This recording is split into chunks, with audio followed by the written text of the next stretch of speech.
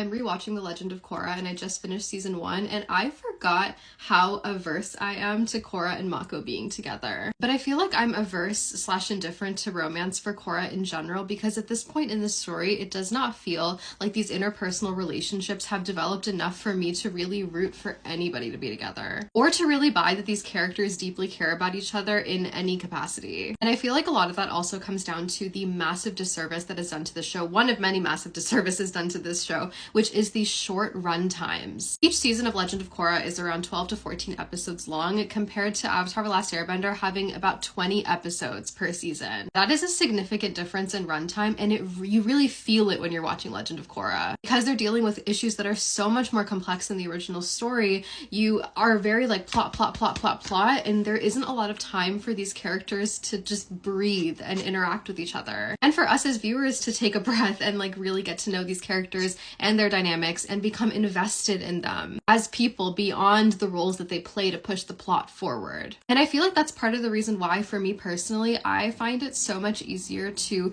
be really endeared towards and have affection for characters like Tenzin and Lin, because they're attached to this context, because we have spent so much time with their parents in the original story. That attachment to Aang and Toph makes me just feel so much more connected to Lin and Tenzin and just gives them this dimension that I feel like characters like Mako and Asami just don't have. And why to me it often feels like Team Avatar in Korra just kind of falls a bit flat. Also, speaking of Tenzin and Lin, I love Lin Beifong. I forgot how much I love Lin Beifong. I also love Tenzin's kids. Like, I love those little airbenders.